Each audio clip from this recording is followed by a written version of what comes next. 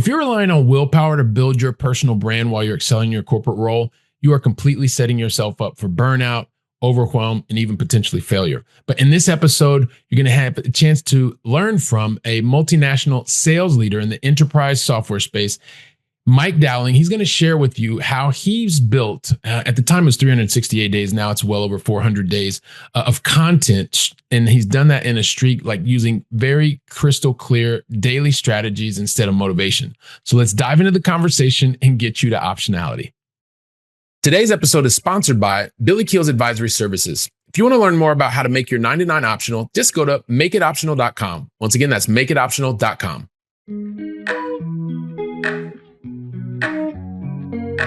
Helping you build freedom without losing your edge. This is the Going Long podcast with Billy Keels.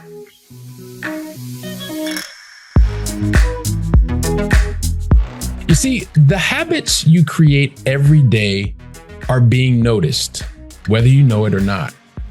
And today's guest has shown the daily grit for more than 368 consecutive days, all while being focused on overseeing a team that drives the strategic growth and transformation for some of his employer's largest resale partners. Now check this out. And if you're watching the video version, you won't believe it, but yes, with over 25 years of excellent service and sales leadership in the enterprise software space, he knows what it takes to not only set, but to achieve an extremely high standard.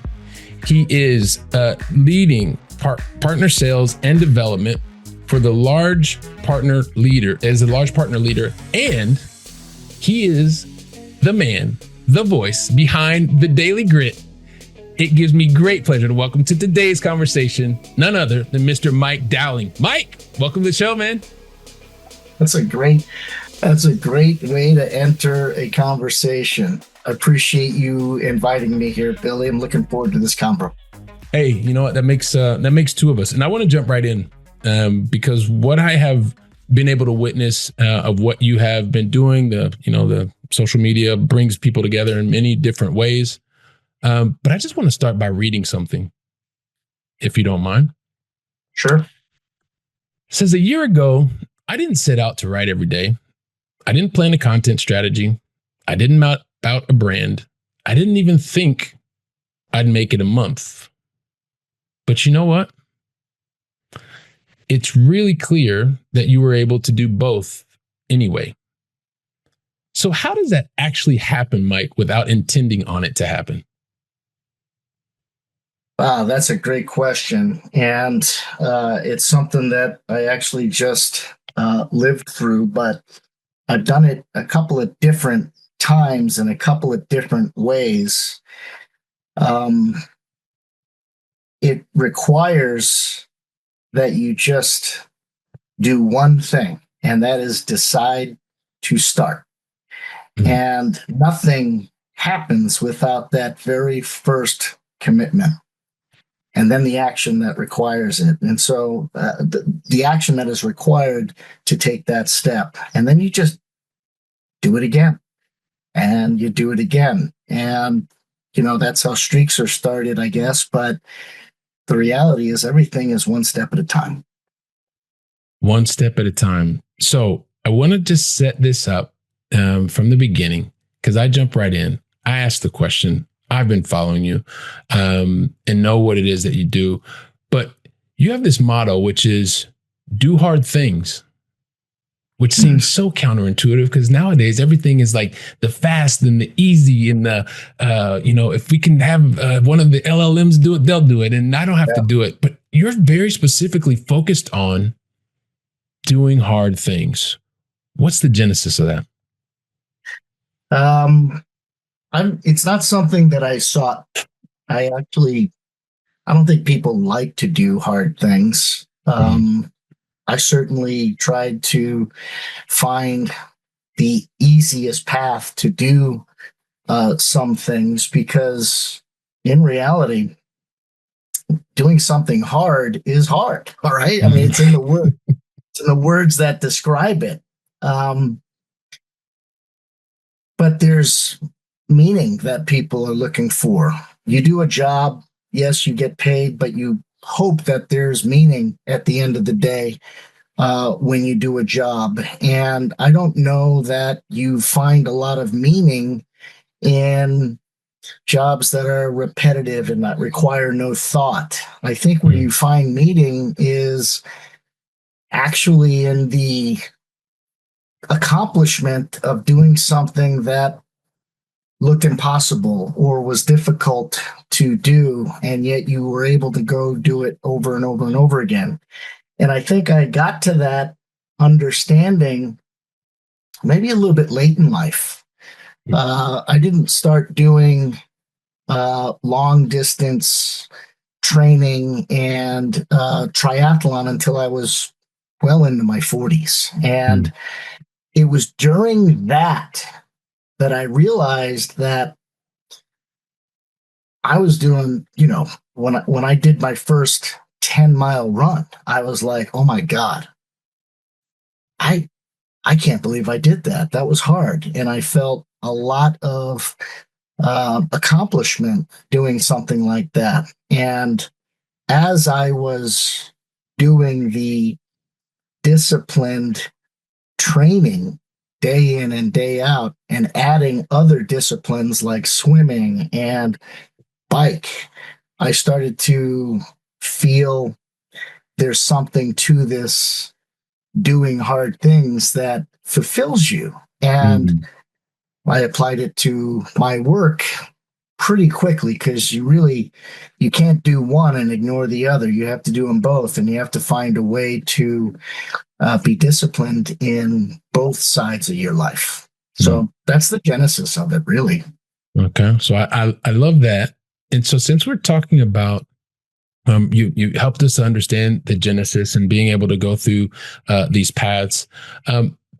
But before I get into the next question, which is really a lot about the daily grit, like we talked about, or I mentioned in the very beginning, having the partner sales and development leadership, right? And having some of that across the currently the largest national resellers. Can you maybe tell us a little bit about how that helps in terms of the motivation, the focus, and the so many of the different positives that come from being in the corporate environment? So let me understand the question. Are you looking for how the daily grit helps in that role? No. More specifically, just in not regarding the daily grit, but just the positives of the corporate role, because you're doing the daily grit, but the focus is really on the day to day, the corporate role, well, and there's a lot of positives that come through that. Yeah, actually, I added the corporate role, my job, components of my job, because I don't think people really seek to build a brand on something like LinkedIn. LinkedIn, to me, was a great way to network. It was essentially it was something that you could view a resume and get a little bit more detail and see a little bit more about the way people think with posts and things of that nature. But it didn't strike me as the place where I should really be posting something like the Daily Grit. And so I also didn't want to just do this thing on Instagram or Facebook or TikTok, because I didn't know that it would be really anything that was unusual. I think you see a lot of people on those types of platforms that have something to say, but you just it's just noise. And I picked the Daily Grit for LinkedIn just because I learned about this 21-day challenge that I started at work, right? It was at a manager's meeting, and it was a leader asking, if you really want to change something about your life, do something for 21 days straight. And he said, honestly, the way that you can really make a change is if you focus more on the gratitude that you have versus anything else. And if you focus on that, it kind of rewires your brain. And so I thought, all right, well, yes, this is a great idea. I know in my own heart that if I said it to myself, I probably won't do it because I know me well. But if I post something on something that only looks at me as a professional, as an employee, I'm going to have to make it appeal to that platform. And I actually had a lot of people reach out and say, oh, you should do this if you want to get more users. And I'm like, that's not the point. That's not what I'm trying to do here.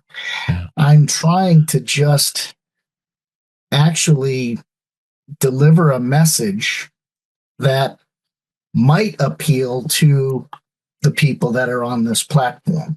And so applying my job, I thought would be interesting. It would be like, okay, people always have a question about what do people at AWS do and what does a leader at AWS think like? And I thought, here's an opportunity to do two things at once. I can do this daily gratitude thing and find a way to make it applicable to people who are also in my network that are doing business that might want to know a little bit about my point of view. And it just started that way. And I apologize because I've got people dialing in. Now I've got that turned off. So I hope that answers the question. No, yeah, it's all good. It's, what I really like about what you just said, and I really want the Going Long family to hear this, is really it started about as part of a management meeting and being able to change habits. You then taking, and this is great, right? Because you're taking the theory that you're learning about, which said 21 days, and you take that theory and you put it into practice. And not only do you put it into practice, you begin to also experience your own rewiring. And then you start to recognize that one of the things that you want to do, and this is, I just want to make sure that I'm connecting the dots here, Mike, that you wanted to also hold yourself accountable because you have a high level of self-awareness. And one of the best ways to do that was to have public accountability. Is that correct? Which it is correct. I don't know how aware I am. I just know that if I'm going to throw out a challenge, and I want to actually do it, I want to be accountable for it. I want to tell the people that I'm connected with that they should expect it, because that will force me to do it. I don't want to let anybody down, right? Yeah. So at least not on purpose. And actually, choosing this was a very scary thing to do because I could be doing it on another platform and nobody would really know who I was. And there's not a lot of fear there. You're just a voice. But when you're in a professional environment, you want to be aware of what it is that you're offering. And you also want to be able to let people know that when you say you're going to do something, you are going to go do it. And that accountability I used as a tool to keep me going. And I'm shocked that it took me this long to actually do that, because it's amazing the amount of information that I've been able to actually uncover and the clarity that I've gotten out of it. I wish I had done this a much longer time ago. But it is what it is. Yeah, you listen, the fact of the matter is that so many people just think about doing things and you actually are doing. Now, I wouldn't even say you are doing, which is really inspiring. So speaking of clarity, like one of the things that I know that, and I mean, you guys have to check out what Mike has been writing, across his social media, specifically around LinkedIn. But one of the things that you wrote, which I found really insightful, is that the antidote to worry, that clarity is the antidote to worry. which I think is just in itself powerful. When you start to remove the questions, you start to realize that the worry disappears. You've applied this in your own corporate leadership and even in the daily grit. And I was wondering if you could unpack that, because I just found it super powerful. Yeah. Well, here's a word that people are pretty familiar with, anxiety. And I think anxiety happens a lot, and it's not because of the things people are going to do. It's about the questions people have about what they should do, or they have questions about their role or decisions that they have to make that they don't want to make. And I think that creates anxiety. And tackling things head on and asking the question you've been avoiding. Well, first off, yes, it's painful because it's a hard thing to do. People don't want to do it. But when you finally clear up that question and make that decision, well, now you don't have that anxiety. You're not worried about it anymore. Now you just have to go do it. And usually, like for me, I don't like to do finances, right? I don't like to pay my bills. I would rather not do all that. I don't like to get the emails or the letters in the mail and set it aside and set something up to pay. Jill handles all that, and she's always done that. And I have avoided knowing all of that my whole life, and I didn't realize the anxiety that it was causing. I couldn't put a finger on it, but it was just because I didn't understand the patterns. I didn't ask the questions, and I didn't take the time to really understand my own habits. Yeah. And once I did that, I realized, A, it doesn't take very long. B, I make some stupid decisions. And C, I probably knew I was making stupid decisions, but didn't ask the question to actually solve for what that was making me feel. And when I finally did it, I realized, wow, when you're pretty clear about something, worry goes away. Like, have you ever wondered why when a big thing happens in your life, like something scary or like a traumatic event has happened, you get very clear about how you're supposed to respond to that? Like there's no question about what the next step is. That's the kind of clarity I'm talking about. When you finally ask the question and get the decision made about what you need to do, then it's pretty darn easy to determine what that next step is going to be. Yeah, well, I appreciate you breaking that down and even tying it into like the emotion of anxiety, right? When you have that clarity and it's one of the things I really like to say as well. Like when the first step is to decide. And when you decide, it gives you two amazing things. First of all, it gives you the power to move forward and the ability to act. And so unless you have clarity, it's exactly what you're talking about. You're in that state of anxiety. And so, and I know there's so many of you that are already listening. And I talked about in the very beginning, the 368 plus, or whenever you're listening to this, will be well beyond that, I'm sure. But it's a matter of saying, basically Mike has decided every single day to post something, not just writing it, but putting his face in front of the camera and sharing in terms of being able to be grateful, sharing a learning moment, and then being able to be grateful. And he's done this over and over and over for 360 plus days. Yeah. One of the things that I also find very important for the Going Long family is this whole concept. And I know you're really big into that. You like to teach systems, that you talk about, design over motivation. And you've literally been telling the audience to stop relying on willpower and to start relying on structure. Yeah. Help us understand, how has this actually played out as it relates to your ability to go out, continue to share across the daily grit, as well as continuing to perform at a high level in your role and be present at home? Yeah. Well, first off, what I decided to do was a seemingly simple decision, which is just post your 3 gratitudes. As I built it up, I realized that I have an opportunity to also make it a little bit more interesting for whoever is going to be watching it.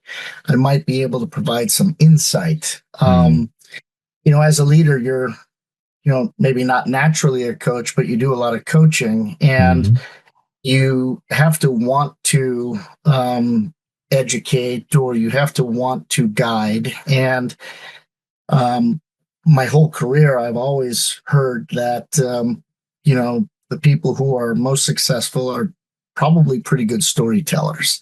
And so you just got to make it engaging for people. And so I realized that this could get complicated very quickly. And that right there, the idea of having to recreate the wheel every day to come up with not just 3 gratitudes, but content on what you're going to be talking about, it better not get that difficult. You have to have a system that will allow you to set the stage. And systems can be many different things.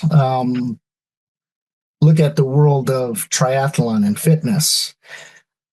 You can't train for an Ironman triathlon just by running and biking and swimming, right? You have to know what your nutrition is. You have to know what your training load needs to be. You need to know what you did last week and what you're going to go do this week, and that, how you're going to plug in rest. And so what you need to have is a plan. And that plan has blocks, and you work those blocks.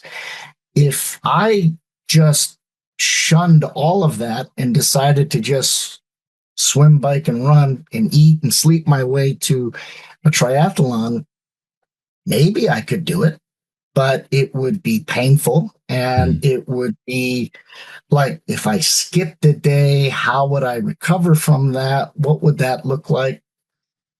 I didn't want that. So I end up getting coaching, and you follow a system. There's a reason that people are coaches, right? They've got the system and people adopt it. I did the same thing for the Daily Grit. And I just set up my Sundays where I looked at the week ahead. And I'm like, what did I talk about last week? What might I talk about this week? And all I need to know is when I'm going to do it. When can I, get most of my thoughts out onto video, and then how quickly can I get it to post? Because I don't want to take a lot of time doing this.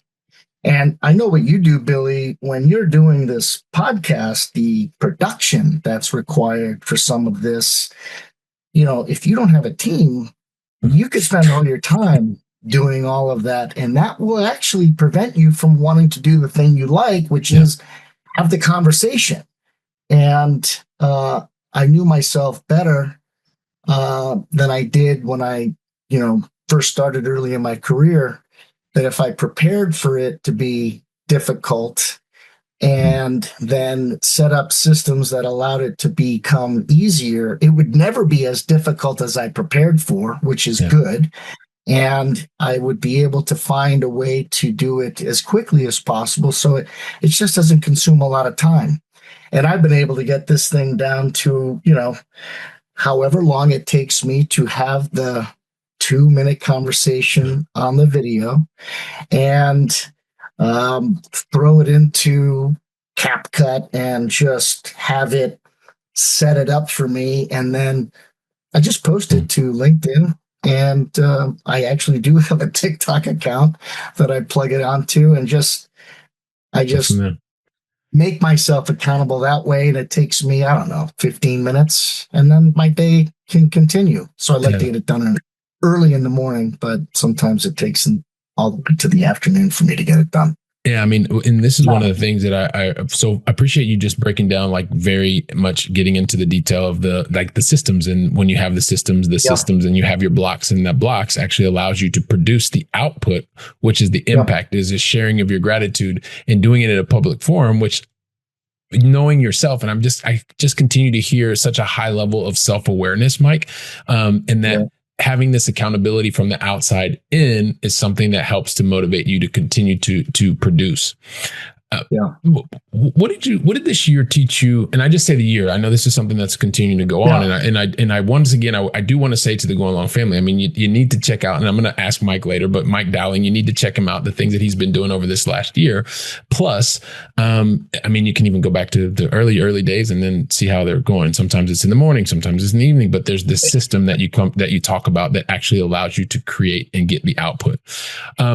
But what did this last year teach you about the importance of people that are in your corner? Well, I tell you what, it taught me a lot.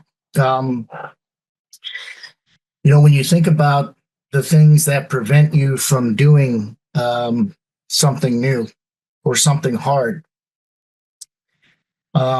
you're really fighting against I like to call it the they. Right? They are the people that tell you that you can't get something done. And Seth Godin is a guy that I read a book called Lynchpin. He's the author of that book. And I read that book probably 10 years ago, maybe 11 years ago. And it pretty clearly explained to me why people are afraid to do things. And it's, he calls it the resistance. And he's talking about your lizard brain. And I love that terminology because it's really so true. It's this ancient fear center. Yeah, I think it's the amygdala, and it's in the core of your brain, and it really is preventing you from experiencing pain. And since we're evolved and we're no longer on the menu, so to speak, it creates monsters that want you to avoid. And those monsters are in the form of how you think people perceive you. Are you accepted? It's a social construct. And that could be family that just always bring you down. It could be the people in your peer group that you are, worried about what they think of you. And it holds people back. It holds a lot of people back.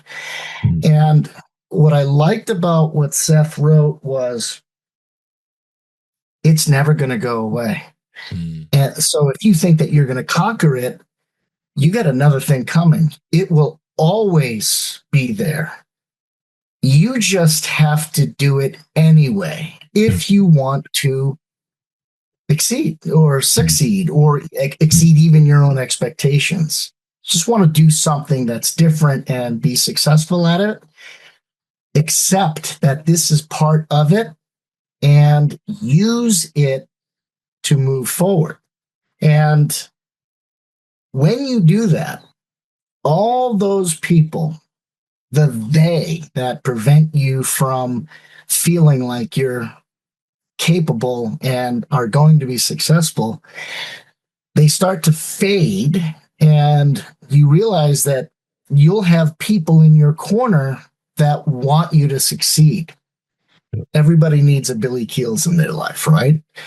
You've got a wife or children that want to see you succeed, and it doesn't matter what you are doing, they are going to be there to support you. And, it's not often that people have the opportunity to cheer for people who aren't trying. It's the people who are trying that get the cheering, and they hear the cheers over the jeers so much more clearly. So I think having somebody in your corner is really great motivation to just keep going. So, yeah. Well, I appreciate that. If you would allow me to just make one slight adjustment to what you just said, and I do appreciate the cheering and versus cheering, but it's actually, you're not even trying, you're actually doing. It's those that are doing. That's when you have those that are cheering for you. You may not be doing it perfectly, or you may not be doing it in the way that you want, but I always I associate trying with, like, that famous Yoda say, don't try, do. It reminds me of that. And it's like, okay, well, when you're actually doing, you're in the action of doing, of course people want to cheer for you because they actually see you doing the work, and they want to help, and they want to help you to get aligned and get back on track so that you're able to get to your goal and be able to get to your goal much faster. So I appreciate that. And it is a really important part in terms of having those people in your corner. I actually just had two other questions for you. And when you talk about the daily grit, I mean, the thing that you continue to wrap up with, right? You share the lesson and you wrap up with gratitude, right? And I just like, and I go back to the what 365 days of doing hard things taught you about leadership, identity, and follow through, right? You talk a lot about gratitude isn't soft, it's a competitive advantage. And so I really would like to understand how gratitude over time has, like, the importance of gratitude over time, how that actually is playing out in your day to day. Yeah, well, I don't think people pay enough attention to the things that they're grateful for. And certainly they don't vocalize it. And I think a lot of that is, I think people are afraid to be vulnerable. And they don't think that they're afraid to be vulnerable. They're just not vulnerable. And so what I'm saying is, it's not a natural thing to vocalize anything that someone might perceive is a weakness. And you see a lot of bravado out there, and people want to be alpha. And the reality is, I think if you're looking at the things that are making you grateful, you don't have time for a lot of other baloney in your life. Honestly, if you can't wake up every day and see something positive about the day ahead of you or what you have, I can't imagine living a life like that. Yeah. And yet, I don't know that people do it very often. Yeah. I think they focus more on the problems that they've got. And I don't know who said it, but I mean, I don't know a lot about the universe and manifesting things, but I do know this. If you are looking for pain, you're going to find it. Yeah. And if you are looking for joy, you are going to find it. Yeah. So why would you focus on the pain, right? Go and focus on the joy. And I think that's what gratitude ultimately should provide you. That's joy, when you're grateful for the opportunity to do anything or to be anyone. I think that's life worth living. Yeah, no, I think, it's great to hear that. And also too, just having that as a practice, and it shows where you focus your energy and your efforts. And it's just a reminder to everybody, right? That's watching and listening around the globe. Like, that is the thing that, where do you focus your energy and your attention? And you think about gratitude, and it is not, it isn't soft. And not only a competitive advantage, it gives you the leg up and a major benefit to yourself and others. Yeah. So before I ask my last question, I do have, let me see. Let me think about this. Now, you know what? I'm going to ask you the last question. Second to last question. All right. So one of the things that you also shared with us is, you said that this year didn't just change your habits, it changed how you see yourself, Mike. And so I really would like to know, because there's so many people that are, you're in your corporate role, you're doing your thing, you're achieving, you're excelling in your role, and there's this fear of being able to do something else, right? And you've talked to us about systems, you've talked to us about your focus, you've talked to us about gratitude, all while being able to excel. And then there's this whole thing of you sharing this year didn't just change your habits, it changed how you see yourself. So I would love to know and have you share with our global audience. Just talk us through, like, what does Mike Dowling of day 368 of the Daily Grit believe that Mike Dowling of day 1 did not? That's a great question. Because that's a long time. I mean, that's a very good investment of time, right? Well, day one of day one of the Daily Grit, I did not think that I was going to make it 21 days straight. I honestly didn't even know how to start. I had no system for it. And I know that a year ahead of you seems impossibly long. I couldn't see myself getting through a month, let alone doing it for 365 days, because that's just a lot to think about. And I spent a lot of time thinking about that, and it got real scary. And I'll tell you, it got real scary the first Saturday I had to do it, right? Yeah, you go to work every day, Monday through Friday, no problem. You go Saturday, all of a sudden I'm like, what am I going to say on a Saturday? What the heck? And I got to do this on Sunday. And so now everything starts to become impossible to achieve. 365 days behind you feels like a snap of a finger. And it's weird how time works that way.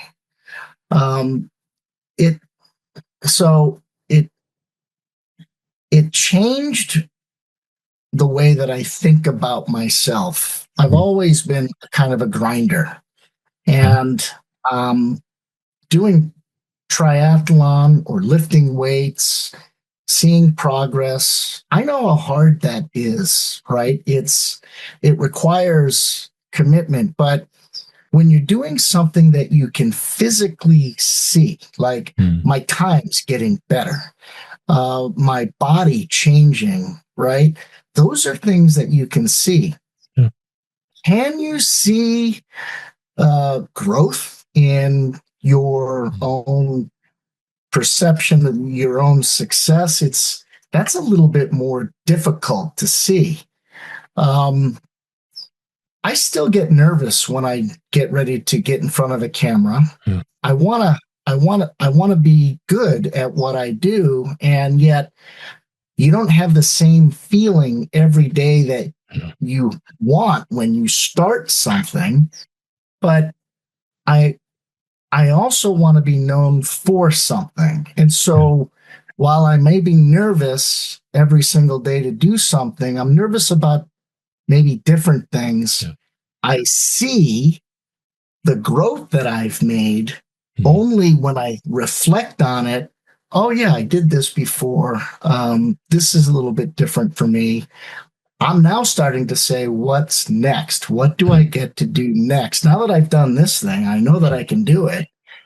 What do I add to it? Or why am I doing this? And I'm starting to ask those types of questions. And I don't have all those answers either. But it's a great question, because you just don't think of things that way, especially when you're starting. When you're starting, you're like, how am I going to finish? Now that you've done it, it's like, what's next? And what is this doing for me? How is it evolving me? And am I asking the questions that I should be asking? It's, it's never ending. My day 790, I don't even know what that's going to look like. I don't even know if I'm going to get to that. I'm just knowing that I've grown and I will be doing something that this started. And so I guess that's all you can ask for. Yeah, well, it sounds to me like you're asking different questions. The first is, how do you just get across the bar? And they're very limiting. And now it sounds like they're much more expansive types of questions and just different types of goals, which I think is great insight. And I appreciate you sharing that with me and with the Going Long podcast. There's so many different lessons to learn from what you've been doing and just from you as well, Mike. So, but there's one last question I do want to ask you, and it's just, one of the things that, and we may or may have not spoken about this, but in 2023, I realized that, for much of my life, things always went according to plan. In 2023, things happened in a different light for me. Marriage didn't go the way that I wanted. Business partnership didn't go the way that I wanted. And hey, you know what? I started reflecting on life, and I started realizing, when things are going really well, Mike, we tend to just kind of gloss over it because things are going well. We don't really think about it. And then when things are not going according to plan, there can be a tendency to just really get stuck in that moment. But you realize that they're all moments. Earlier, you talked about the people that are in your corner. And I was very much didn't want to let a lot of people in. People usually come to me to have their problem solved. I don't go to other people to help them get me thinking through things. But when I allowed others to pour into me, I realized how much people cared about me, how much people loved me. But nothing changed really until I have this memory or vivid memory of being in front of a mirror and I said something to myself. And it was from that moment that really the trough, we started moving in the other direction and started moving out of that trough and into better space. Right. And so just kind of knowing that there's always moments, highs, lows. As you move forward, there are going to be moments that are going to be highs. You're going to probably not think about them as much, but those moments that are lows, you've shared so much with us today. I would love to know, like, Mike, you're going to project 3 years from now, right? And I want you to think about those low moments. Regardless of all the people in your corner and pouring into you and being there for you, you're going to have to come to a moment where you have to say something to yourself to get you out of that rut. Yeah. I would love for you to share with me, the Going Long family, what is that one thing that you got to tell yourself, Mike, so that you can get out of that rut and get moving, so that 3 years from now you can look back and go, Mike, one heck of a job. Glad you said exactly what you said, because that's exactly what I needed. What's that one thing you need to tell yourself? I've probably had those conversations many times. Things don't go the way that you plan. And the thing that brings me back is this one question: did you think it was going to be easy? And you have to keep asking that question, because you have to prepare, right? You have to prepare for those difficult experiences. Is it going to kill you if you're in a position where things aren't great? Well, the answer better be no, because then, all you're dealing with is fear. And I think it's, what are you afraid of, right? Are you afraid of a little discomfort, right? What is that discomfort? What if you lose your job, right? What if you don't succeed in this business venture that you've got? What if you lose money? And how are you going to go replace that? You better have an answer, because the question that you have to ask yourself is, so what? What are you going to do next? And I don't think people like to think about that. I think people are very risk averse, and they're saying, oh, I'm not young anymore. Well, I don't feel like I'm going to die tomorrow. So that means I got to get through tomorrow. Like, all that matters is the day that you have. And so why wouldn't you be pushing to do something more. I am not looking to stop and then coast. I think that would kill me, right? I am looking to figure out what is going to put a smile on my face. What am I going to learn? I don't feel my brain is slowing down. I need to fill it up. I want to do more things and experience more things because I don't have another life to do this with. It's this life. So I love that. Life goes like that, right? Why do you think it's going to be in a straight line? The high and the low. No, I appreciate that. And did you think it would be easy? And that gets you in focused and moving in the direction. And so, like, Mike, here's one of the things that, and one of the reasons that I love this podcast platform, and it also breaks my heart, is these conversations literally fly by. I'm like, I can't even believe we've already come to the end of time, man. And you know, I think about the beginning of the conversation, and you really just getting into it and helping us to understand, like, yeah, there's different times, different ways, but nothing happens until you decide to start. Right. And so you being able to take us from that to being able to have this feeling and meaning of accomplishment, and whether it was the first 10-mile run that you made, or getting to a point where it's actually the things that you're doing are providing you the sensation of fulfillment, right? You're getting to you're talking to us about this as you're on this offsite and you're at your manager's meeting, that you wanted to be able to change some habits, and you heard that it took 21 days. And so even though you weren't really sure and you were asking more questions like, can I even get through the 21 days?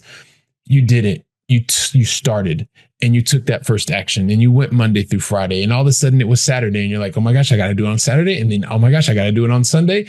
And then before you knew it, you looked up and you were sharing what it was like to go 365 now plus days.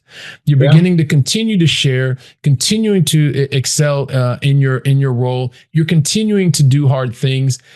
And even sharing like what the 365 days of doing hard things taught you about leadership, identity, and follow through. You've shared with us about systems. You shared with us about how you are fighting against the they, as you talked about. And you know what? Making sure that even when things are not going according to plan, that you continue to say, did you think it would be easy? Now, I know the entire Going Long family is like, yeah, Billy, but just get to the point. So help us understand, Mike. You shared so much goodness with us today. How can the Going Long family find out more about you, more about what you have going on at the Daily Grid, and also learn from you in the leadership concepts as you continue to share every single day? Just go to LinkedIn and follow me. I'll be Michael Dowling, AWS.